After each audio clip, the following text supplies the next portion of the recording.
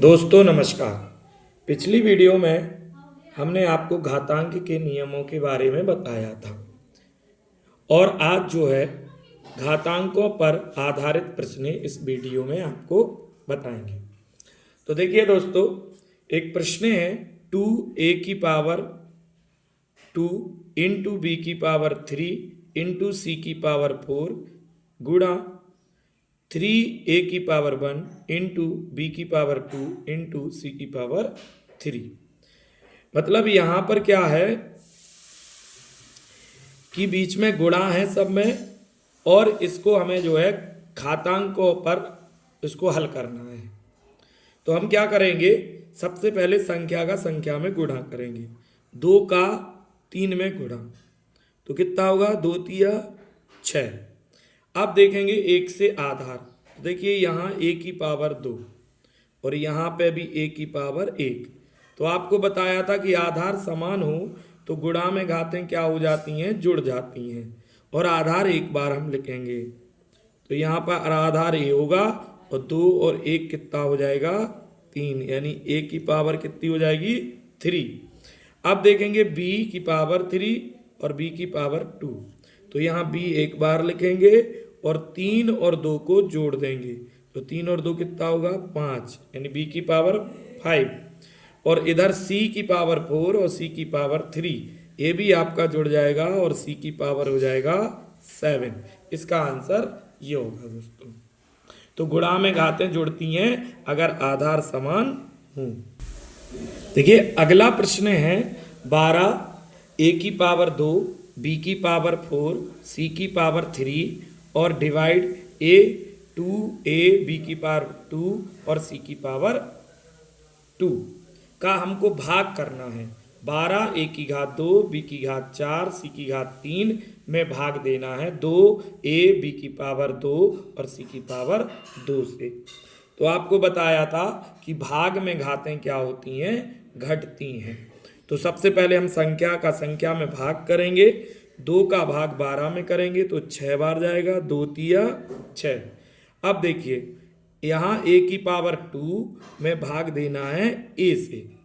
अब देखिए a पर कोई पावर नहीं है तो 1 मानी जाती है, और बीच में क्या है, भाग। तो भाग में घातें क्या होंगी, घटेंगी। आधार हम एक बार लिखेंगे और 2 में से 1 जाएगा, इस पे 1 मान लेंगे तो यहाँ 1 बचेगा और 1 लिखने की जरूरत नहीं होती। फिर b की पावर 4 में b की पावर 2 से भाग करना है तो b लिखेंगे और भाग में घातें घट जाएंगी। आधार से हम देखना है, 4 में से 2 गए तो 2 बचे, घात कितनी बची, 2। इसी तरीके से c की पावर 3 में c की पावर 3 से भाग करेंगे तो यहाँ पर बचेगा c की पावर 1, और 1 लिखने की आवश्यकता नहीं है, इसलिए इसका आंसर क्या हो जाएगा दोस्तों, 6ab²c। तो भाग में घातें क्या होती हैं, घटती हैं।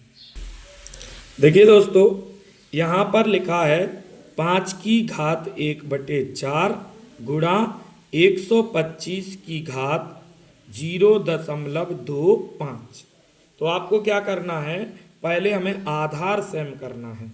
तो देखिए हम 5 को क्या लिख सकते हैं, 5 की पावर, अगर इसको हम पॉइंट में लिखना चाहें तो इसको हम लिख सकते हैं 0.25। किसको, 1/4 को।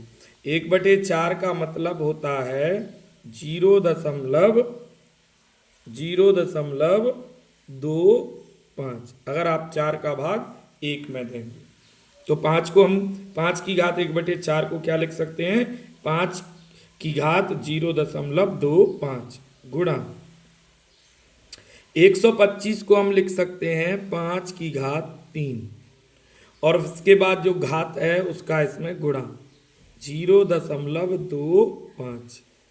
ठीक है दोस्तों। अब देखिएगा, अब थोड़ा सा हम पहले घात का गुणा कर लेते हैं। 5 की घात 0.25 गुणा 5 की घात 25 × 75 यानी 0.75। 25 का 3 में गुणा कर देंगे और 2 अंक बाद पॉइंट है तो पॉइंट। अब देखिए आधार 1 से हो गए, बराबर आधार हो गए ना, और बीच में क्या है दोस्तों, गुणा। तो गुणा में घातें क्या होती थी, जुड़ती थी।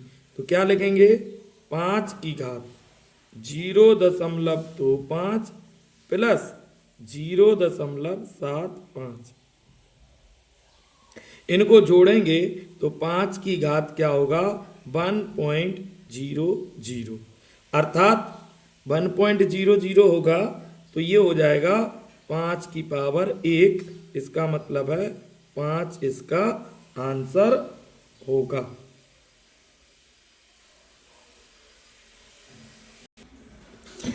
देखिए दोस्तों, अगला प्रश्न है 1/216 की होल पावर -2/3 भाग्य 1/27 की होल पावर -4/3। तो आपको बताया था एक व्युत्क्रम का नियम, और व्युत्क्रम में जब हम व्युत्क्रम करते हैं तो घात माइनस की प्लस में हो जाती है और प्लस की माइनस में।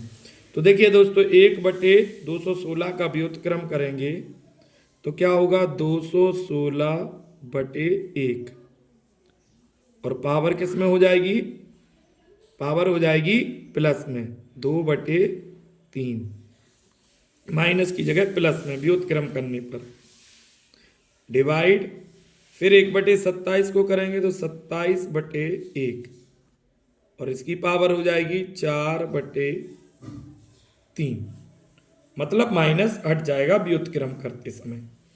अब देखिए 1 का भाग अगर हम 216 में दें तो 216 ही बाहर जाएगा, यानी 216 की पावर हम क्या लिखेंगे 2/3 भाग्य फिर 27 में 1 से भाग करेंगे तो 27 आएगा और घात होगी 4/3। आगे इसी तरीके से देखते हैं इसको। 216 को हम क्या लिख सकते हैं, 216 को 6 की पावर 3, 6 का क्यूब है, और गुणा में 2/3, यहाँ भाग्य 27 को 3 की पावर 3 गुणा में 4/3। तो क्या करेंगे 3 से 3 कटेगा, यहाँ भी 3 से 3 कटेगा। अब क्या बचा 6 की पावर 2 डिवाइड 3 की पावर 4।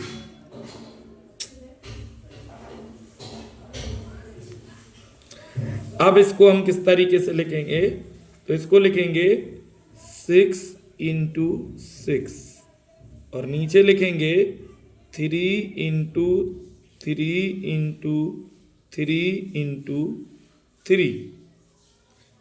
समझ गए ना, 6 की पावर 2 है तो 6 × 6, और डिवाइड तो बटे में नीचे लिखेंगे 3 × 3 × 3।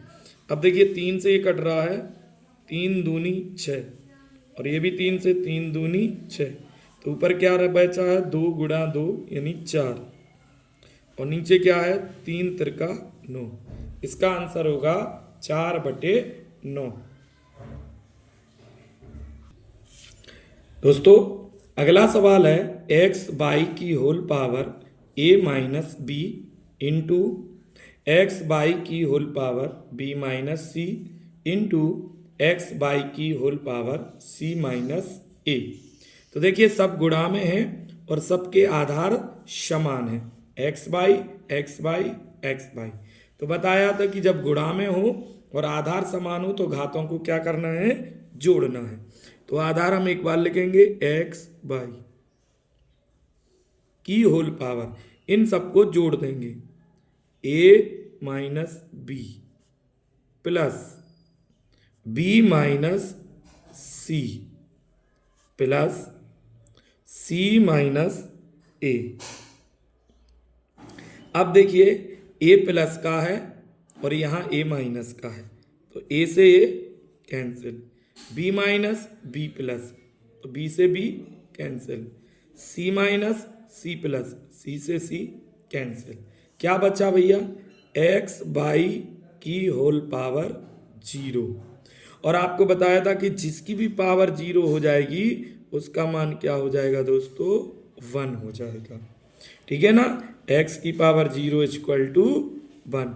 ये एक आपको घातांक में नियम बताया था।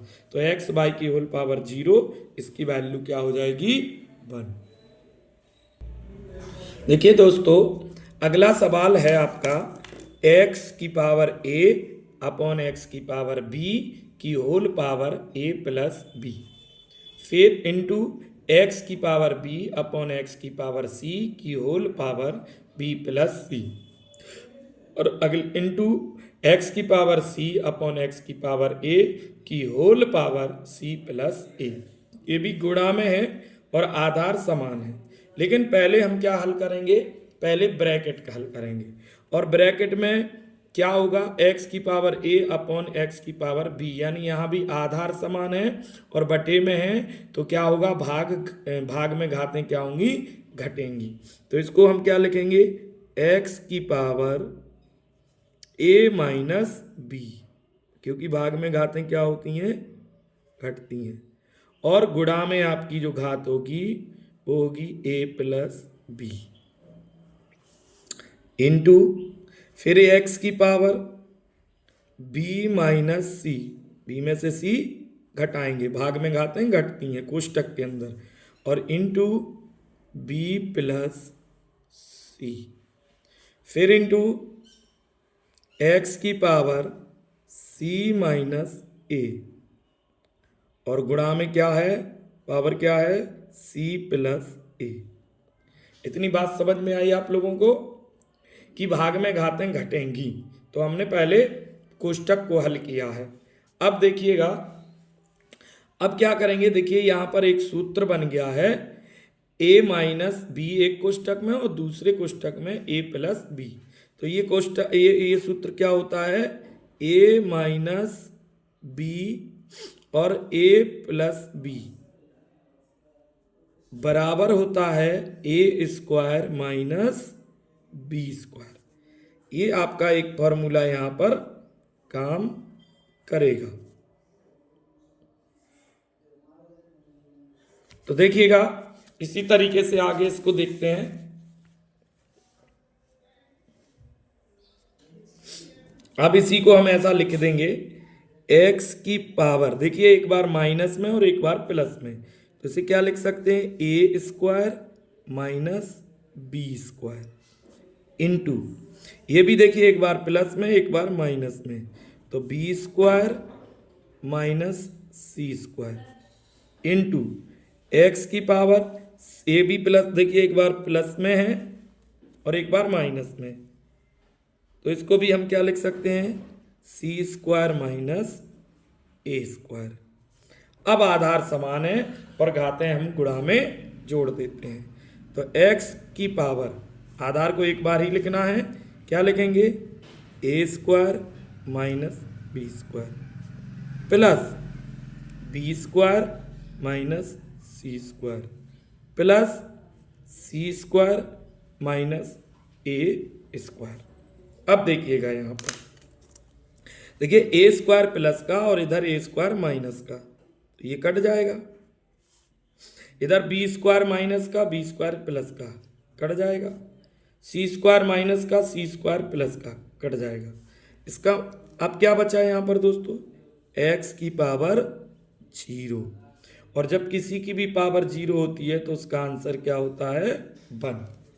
तो दोस्तों आज हमने दो नियमों को इसमें फॉलो किया है घातांक का, एक गुणा में घात जुड़ती है और दूसरा भाग में घातें घटती हैं।